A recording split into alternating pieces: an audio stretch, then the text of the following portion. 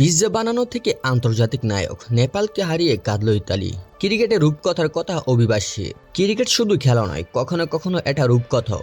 ভাবুন তো, একজন পিৎজা বানাতে বানাতে স্বপ্ন দেখেছেন আন্তর্জাতিক ক্রিকেটের, আর একজন কাঠ কাটার শব্দে শুনেছেন ব্যাটের বলের সুর, আর একজন শিক্ষকতার ফাঁকে আঁকছেন ক্রিকেটের ভবিষ্যৎ।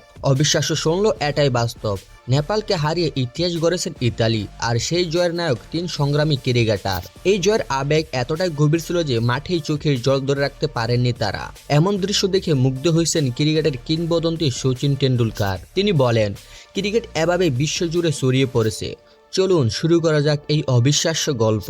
ইতালির ক্রিকেট দলটা অন্যরকম। এখানে বেশিরভাগ খেলোয়াড়ই নানা দেশ থেকে আসা অভিবাসী। তাদের কাছে ক্রিকেট শুধু খেলা নয়, পরিচয়ের অংশ, স্বপ্নের প্রতীক। আর এই দলের সবচেয়ে আলোচিত নাম কৃষণ কালুগা। শ্রীলঙ্কায় জন্ম নেওয়া কৃষণ ছোটবেলায় পরিবার সহ ইতালিতে পাড়ি জমান। 16 বছর বয়সে শুরু হয় জীবনের সংগ্রাম। জীবিকা চালাতে কাজ নেন পিৎজা দোকানে, কিন্তু মনে ছিল ক্রিকেটের স্বপ্ন। কাজের ফাঁকে রোমের ছোট মাঠে গিয়ে বল ঘুরাতেন। চোটে পেস বোলিং ছাড়তে হলেও নিজেকে গড়ে তোলেন লেগ স্পিনার হিসেবে। প্রেরণা নেন আরাবিন্দা ডি সিলভা ও সোনার জয়সূর্যের কাছ থেকে। পরবর্তীতে পরামর্শ পান ওয়ানিন্দু হাসরাঙ্গার, বর্তমান তার আইডল রশিদ খান।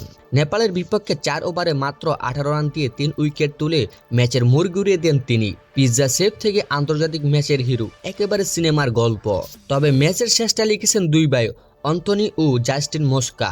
10 উইকেটের জয় যখন শেষ রানটি আসে, অ্যান্টনি 2 হাত তুলে উদযাপন করেন। তারপর ভাইয়ের সঙ্গে আলিঙ্গন, চোখে জল। কিন্তু এই মঞ্চে আসার পথ সহজ ছিল না। জাস্টিন বড় হয়েছে অস্ট্রেলিয়ায়, শিক্ষকতায় ছিল মূল পেশা। অন্যদিকে অ্যান্টনি 12 বছর ধরে কাজ করেছেন কাঠমিস্ত্রি ও নির্মাণ কর্মী হিসেবে। কঠিন জীবনের মাঝে ক্রিকেটের প্রেম ছাড়েননি তারা।